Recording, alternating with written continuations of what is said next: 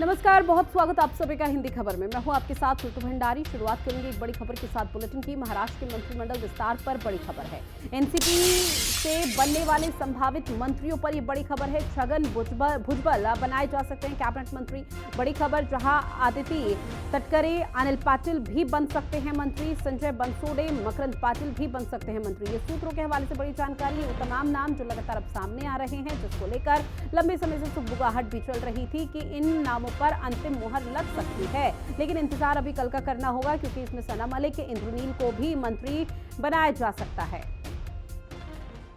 वहीं नागपुर में कैबिनेट विस्तार पर बोले संजय राउत, महायुति को मुंबई में कैबिनेट विस्तार की ताकत नहीं, राज्य में फैली हुई है अराजकता। संजय राउत का यह बड़ा बयान। महायुति पर उन्होंने एक बड़ा निशाना साधा। सारे लोगों को मलाईदार विभाग चाहिए, संजय राउत की तरफ से कहा गया। तो बड़ी खबर आपकी टीवी स्क्रीन पर, जहां संजय राउत ने महायुति पर एक बड़ा निशाना साधते हुए कहा है, और इसके साथ ही उन्होंने कहा कि जो अंतरकलह की स्थिति है वो आने वाले समय में जरूर देखने को मिल पाएगी, क्योंकि सारे लोगों को मलाईदार विभाग ही चाहिए। क्या कुछ संजय राउत ने कहा, वो भी सुनिए। मुंबई में करने की हिम्मत नहीं है।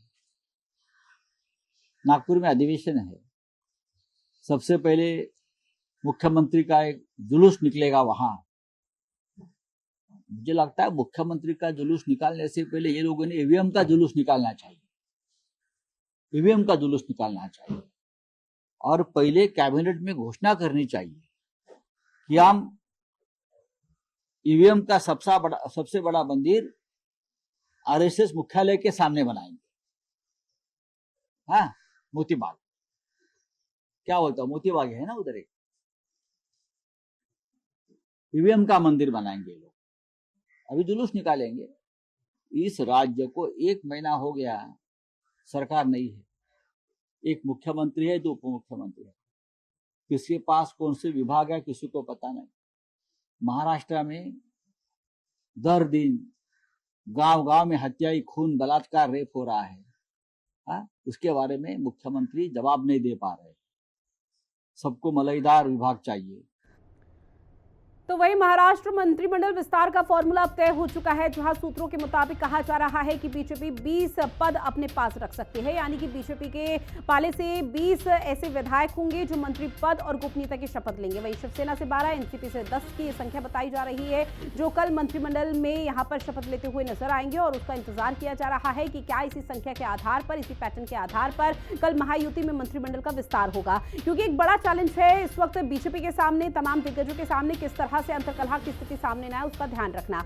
एनसीपी अजीत से कौन बनेगा मंत्री, वो भी लगातार आपको साझा कर रहे हैं, जिसमें अजीत पवार का नाम सामने आ रहा है, संजय बनसोडे, छगन भुजबल, आदिति तटकरे, अनिल पाटिल, धनंजय मुंडे, और इसके साथ ही नरहरि और मकरंद पाटिल का नाम भी सामने आ रहा है। ये वो नाम है, ये वो चेहरे हैं जिसको लेकर लंबे समय से सुगबुगाहट चल रही थी। हालांकि ये भी कहा जा रहा था कि अभी फिलहाल ये 10 नाम बताए जा रहे हैं, जिसमें ये कहा जा रहा था कि अजीत पवार की तरफ से कहा गया है कि हमें कम से कम 10 से 11 यहां पर मंत्री पद चाहिए, लेकिन उसको लेकर अभी कोई यहां पर राजीनामा हुआ नहीं है। इंतजार यही किया जा रहा है कि कल किस पार्टी को कितने मंत्री यहां पर अलॉट किए जाते हैं।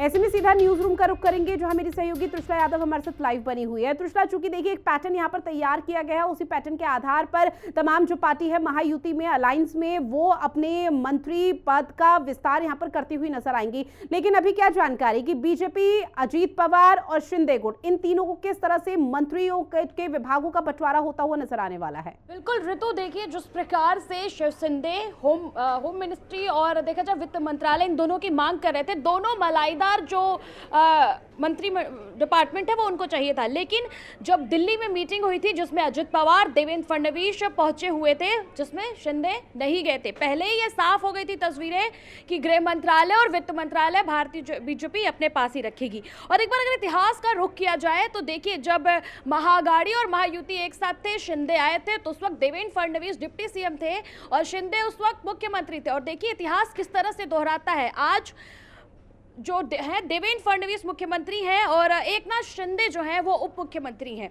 ऐसे में तस्वीरें साफ है कि अब भारतीय जनता पार्टी जो है वो तमाम जो अहम मंत्रालय है वो अपने पास ही रखेगी। और ये तस्वीर उसी दिन साफ हो गई थी जब दिल्ली मीटिंग में एकनाथ शिंदे नहीं पहुंचे थे। और देखिए, अगर बीजेपी का देखा जाए तो बीजेपी एनसीपी भी सरकार बना सकती है, लेकिन एकनाथ शिंदे को साथ में लेकर के चलना ही है, क्योंकि एकनाथ शिंदे जो है वो मराठा पंडित है और उनका अपना एक अहम रोल है। महाराष्ट्र में मराठाओं को कभी इग्नोर इग्नोर नहीं किया जा सकता है। इससे ये तस्वीर तो बिल्कुल साफ है कि जो अहम मंत्रालय है वो भारतीय जनता पार्टी अपने पास ही रखेगी। ऐसे में सूत्रों के हवाले से देखिए तमाम खबरें सामने आ रही है। सना मलिक के साथ साथ छगन भुजबल का भी नाम सामने आ रहा है, तमाम नाम सामने आ रहा है और ये सूत्रों के हवाले से सामने आ रहा है। तस्वीर जब भी बात भारतीय जनता पार्टी की होती है ऋतु, तो तस्वीरें तभी साफ होती हैं जब एग्जैक्ट नामों पर मुहर लग जाता है। और वजह यह है भारतीय जनता पार्टी का हाईकमान। भारतीय जनता पार्टी का हाईकमान बेहद ही स्ट्रिक्टली डिसीजन लेता है और बहुत ही गोपनीय तरीके से डिसीजन लेता है। तो ये जो नामों पर अगर मुहर देखा जाए वो तभी लगेगा ऋतु